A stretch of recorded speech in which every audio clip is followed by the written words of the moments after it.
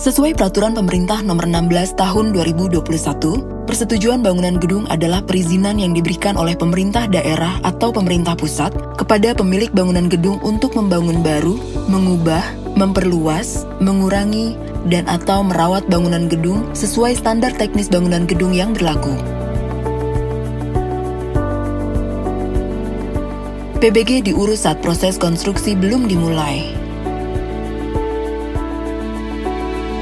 Selamat siang Mbak, saya mau membangun ruko 3 lantai. Bagaimana perizinan IMB-nya? Apa bisa difasilitasi?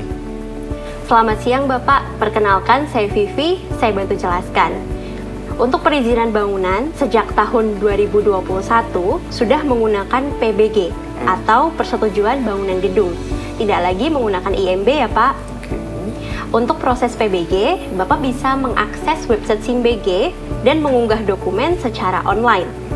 Untuk berkonsultasi lebih lanjut mengenai PBG, Bapak bisa datang ke Mall Pelayanan Publik atau kantor Pemda setempat di lokasi yang akan dibangun. Karena nantinya permohonan PBG Bapak akan diproses oleh Pemda setempat. Alamat website PBG-nya apa ya, Mbak? Untuk website kami, silakan bisa diakses di www.simbg.pu.go.id. Oke, terima kasih Mbak, udah saya catat. Kembali Bapak. Masyarakat sebagai pemohon mengajukan PBG secara online melalui SIMBG dan akan diproses oleh pemerintah daerah tingkat kabupaten atau kota, yaitu Dinas Teknis yang membidangi bangunan gedung dan Dinas Penanaman Modal dan Pelayanan Terpadu Satu Pintu.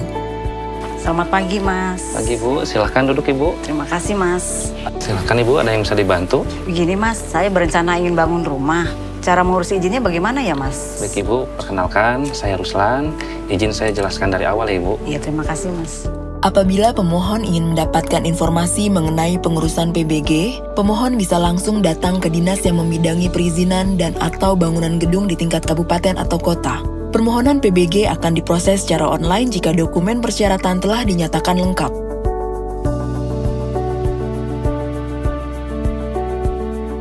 Pertama, pemohon menyiapkan dokumen lingkungan dan pemanfaatan ruang sebagai dokumen prasyarat permohonan PBG. Selanjutnya, pemohon menyiapkan data umum dan dokumen rencana teknis untuk mengajukan permohonan PBG melalui SIMBG. Dinas Teknis akan mengecek dokumen yang telah disubmit pemohon. Jika dokumen dinyatakan belum lengkap, maka akan dikembalikan ke pemohon untuk dilengkapi. Setelah dokumen dinyatakan lengkap, Dinas Teknis akan menugaskan tim penilai teknis (TPT) atau tim profesi ahli (TPA) untuk mengecek dokumen arsitektur, struktur, dan MEP melalui tahap konsultasi. Tahap konsultasi dapat dilakukan paling banyak 5 kali dan melibatkan pemilik bangunan, pengelola, penyedia jasa perencana, serta TPT atau TPA.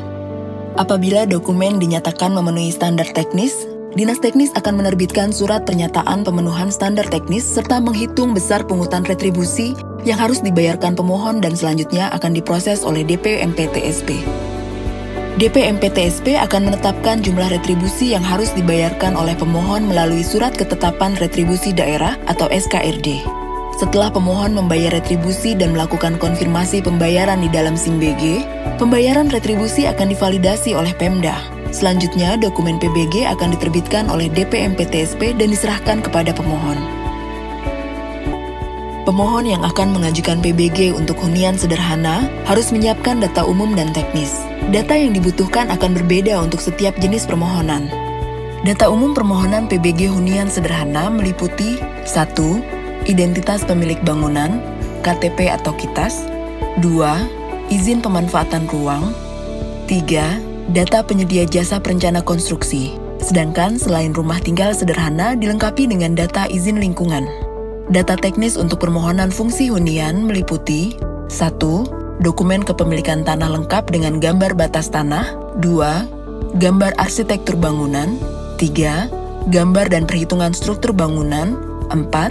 Gambar dan perhitungan kelistrikan, perpipaan, dan mekanikal bangunan. 5. Spesifikasi material dan bahan bangunan. Untuk data teknis permohonan PBG kepentingan umum termasuk fungsi usaha, ditambahkan dengan dokumen 1. Hasil penyelidikan tanah. 2. Konsep rancangan arsitektur. 3. Gambar rencana tata ruang dalam dan tata ruang luar. 4. Rekomendasi PL banjir.